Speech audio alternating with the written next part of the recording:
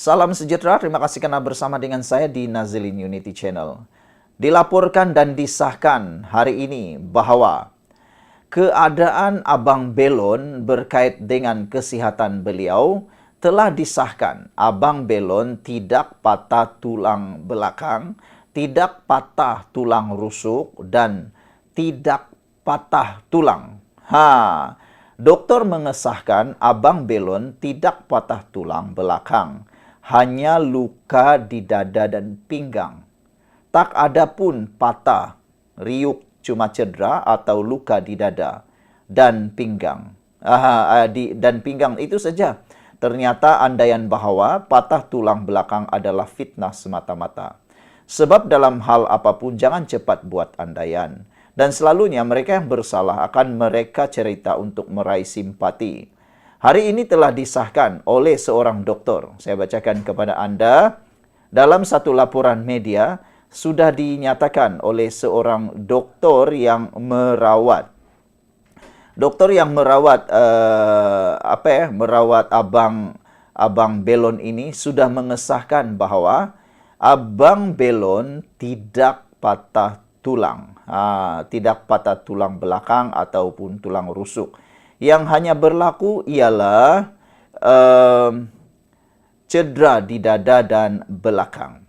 Jadi, kini Abang Belon pula dalam keadaan yang memang agak sedih kita melihat ini, sebab kini beliau pula jadi troll. Apa kata kalau kita semua sepakat memohon supaya Abang Belon berdamailah dengan DBKL. Tak perlu teruskan tindakan undang-undang. Biarkan sajalah ahli-ahli politik, orang-orang yang nak tunggang isu ini, pergi mahkamah sendirilah. Abang Belon, tolonglah dengar nasihat kami semua. Tak perlu pergi ke mahkamah bawa isu ini. Karena DBKL bukannya senang nak dilawan. Mereka ada pasukan peguam sendiri. Tapi tak apalah, kalau Abang Belon nak teruskan juga, itu hak Abang Belon. Dalam paparan sekarang, ramai orang yang menyindir apa yang berlaku terhadap Abang Belon. Apabila mereka kata Abang Belon rupa-rupanya tak pula patah tulang. Aduh, saudara, YB Akmal kata kesihan peniaga Rambo. Ada anak istri, kami pun ada anak istri. Anak-anak pun ada. Kami pinjam sana-sini buat modal sewa tapak. Dan modal mula berniaga kuih raya. Siapa nak kasihan kami? YB Akmal, kata Ayub. Tak payah cari Abang Belon. Tak tahu dia warga Malaysia atau Pati. Datang sini cari kami warga Malaysia, kata Ayub Abdul Majid. Meminta supaya semua orang yang menunggang isu Abang Belon tu, kalau boleh, perhatikanlah juga kami peniaga yang berlesen ini, kata mereka. Bantu kami juga, kata mereka. Saudara-saudara sekalian, dalam paparan video, dalam gambar yang kita lihat ini, kelihatan satu gambar tular di Facebook yang menyatakan keadaan sebenar orang yang patah tulang belakang atau patah tulang. Keadaannya ngeri. Tetapi ada yang cuba menyindir Akmal Saleh apabila Abang Belon yang patah tulang belakang atau pinggang datang berjumpa dengan Akmal Saleh, dia patah tulang belakang lah, kata mereka. Yang Akmal Saleh pergi peluk sambil tepuk-tepuk belakang dia, dah kenapa, kata mereka lagi. Saudara-saudara sekalian, apa pula pendapat Anda tentang isu itu? Sekian dulu untuk kali ini. Jangan lupa tinggalkan komen Anda, tekan butang subscribe. Bye-bye. Salam sejahtera, terima kasih karena bersama dengan saya di Nazilin Unity Channel. Seorang penguatkuasa di BKL cedera, digigit di tangannya oleh penjajah tidak berlesen. Yang ini aku nak tanya. Kenapa yang ini tak viral pula? Persoalan kita sekarang ialah, siapa peniaga penjajah tidak berlesen yang gigit tangan penguat kuasa di BKL ini? Penguat kuasa di BKL ini pun manusia. Mereka menjalankan tugas. Jadi sekarang, apabila di BKL menjalankan tugas dengan sopan santun, Tidak melibatkan fisikal, hanya melibatkan kata-kata. Apa jadi? Si peniaga tidak berlesen ini biasanya akan pergi dan datang lagi. Tapi bila pula ada tindakan yang dikata zalim, yaitu dibuat sitaan, apa jadi? Peniaga tidak berlesen ini bertindak agresif. Digigitlah pula. Digigitlah pula penguat kuasa di BKL ini. Kalau dalam satu video yang saya tengok, tular, atau satu rakaman gambar itu, agak teruk juga tangan penguat kuasa ini digigit. Kalau Anda lihat, cari dalam Google, tangan penguat kuasa itu digigit sampai luka. Bayangkan digigit sampai luka, itu memang sakit. Tahu tidak? Gigitan paling sakit di muka bumi ini ialah gigitan manusia, bukan gigitan anjing, bukan gigitan beruk dan sebagainya. Tapi gigitan manusia. Nasib baiklah, penguat kuasa di BKL ini tidak dituduh menzalimi penjajah tidak berlesen itu. Bayangkan kalau ada orang yang rekam pergelutan antara penguat kuasa di BKL itu yang digigit itu sehingga cedera itu, direkam dalam satu sisi yang salah. Mestilah akan pula yang jadi hero atau jadi play victim, seakan-akan menjadi mangsa, pasti si penjajah tidak berlesen itu yang akan dianggap sebagai mangsa. Jadi macam mana pula dengan penguat kuasa di BKL yang cedera itu? Siapa yang nak tanggung kecederaannya? Nasib baik tidak patah. Kalau patah susah juga. Itu sebabnya kata seorang netizen dalam ruangan komen di dalam Facebook itu, Muhammad Nazirul kata, yang banyak bunyi ini selalunya orang luar Kuala Lumpur. Duk ceruk mana ndak tahu, tak tahulah.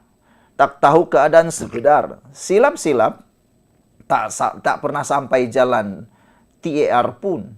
Pergi pun tak. Try pergi sekali-sekala katanya. Tengoklah perangai penjajah-penjajah haram nih. Perangai macam mana. Baru boleh judge kenapa ini berlaku. Yang ini saya sokong. Kalau ramai nak tahu kenapa berlakunya insiden, terutamanya insiden yang dikatakan insiden Abang Belon diserang oleh DBKL itu, mungkin kita semua patut wajib datang ke TAR sekali-sekala melihat bagaimana perangai para penjajah haram ini. Betulkah mereka ini menjajah mengikut tanpa ada sebarang provokasi? Kalau kita ada di sana baru tahu, baru boleh judge kenapa ini berlaku, kata Muhammad Nazirul. Mungkin dia adalah orang Kuala Lumpur. Kata Ahmad Isa, di BKL ni bagi je muka, tapi orang tegur tu respect je lah. Kau larilah kejap, lepas tu niaga balik. Benda senang. Tak nak, tapi nak provok, nak lawan juga. Bila ambil tindakan, cakap itulah, inilah katanya. Ahmad Isa, ini satu cadangan yang bagus. Kan, kalau dah tahu melanggar peraturan, tiada lesen, pura-puralah lari, kan? Pura-puralah, sedar dirilah. Pendek kata sedar dirilah. Janganlah lawan. Jangan lawan. Anda memang salah, tiada lesen. Macam lesen kereta lah, memandu kereta kan. Kamu dah tahu kereta kamu tiada rontek, tiada insurans. Lepas tu kamu pula tiada lesen. Apa nak buat? Takkanlah kau langgar pula JPJ itu. Takkanlah kau langgar pula polis trafik tu. Kamu dah tahu kalau kamu datang langgar terus atau pergi terus ke halangan itu, sah, confirm 100% kau akan kena saman. Kau akan kena sita. Silap-silap hari bulan kena tangkap. Apalagi kalau kau provok. Kau datang di laluan yang ada sekatan itu, kau prem-prem pula moto. Confirm lah moto kau akan disita. Sama-sama dengan kau disita. Jadi itu sebabnya. Baguslah Ahmad Isa kata nih. Di BKL ni bagi je muka. Bagi muka saja katanya. Mereka hanya jalankan tugas. Kalau dah ditegur, respect je lah. Larilah, kau larilah kejap. Lepas tu, niaga balik. Memang macam tu pun, kata seorang netizen dalam ruangan komen. Dia kata memang macam tu pun. Ramai yang buat begitu. Lari sekejap, bila tak ada lagi penguat kuasa, timbul balik. Timbul balik, tak perlu lawan, katanya lagi. Jadi apalagi netizen kata, Isu dia satu je, kata Tuan Bukhari. Adakah dalam SOP di BKL diperbolehkan bertindak agresif macam tu? Atau, soalan lagi menarik, adakah di BKL ada SOP untuk situasi macam tu? Mungkin ini perlu dijawab. Tuan Bukhari, persoalan itu boleh dijawab dengan senang. Kalau sudah diserang, apa yang perlu dibuat? Itu je. Apa yang perlu dibuat kalau diserang? Kalau dalam kenyataan media di BKL, ada berlaku sentuhan fizikal. Jadi, betul lah. Saya sokong Tuan Bukhari kata, mungkin perlu ada SOP baru. Bagaimana cara untuk menangani kalau ada peniaga-peniaga haram ini yang bertindak di luar kawalan, agresif atau bertindak luar biasa. Mungkin patut semua penguatkuasaan di BKLK, kalau di Sabah ni di BKK atau sebagainya, perlulah meminda satu akta baru ataupun section baru, SOP baru untuk satu garis panduan cara menangani masalah seperti ini. Betul jugalah kan, kita mungkin tak pernah dengar ada SOP yang boleh diikuti oleh para penguatkuasa. Kata seorang lagi seorang lagi netizen dalam ruangan komen, kata beliau, apa kata selepas ini pegawai-pegawai penguatkuasa bawa kamera ketika menjalankan tugas supaya tidak berlaku fitnah. Setiap pergerakan mereka direkam kamera. Macam di Amerika Syarikat lah kan, kita tengok polis-polis poronda mereka tu ada kamera di dada. Jadi kalau apa-apa berlaku, ada bukti. Ada bukti bahwa mereka tidak melakukan salah laku. Dan saya rasa dalam isu Abang Belon ini ada rakaman video yang direkam di satu sisi yang kita tidak pernah tahu.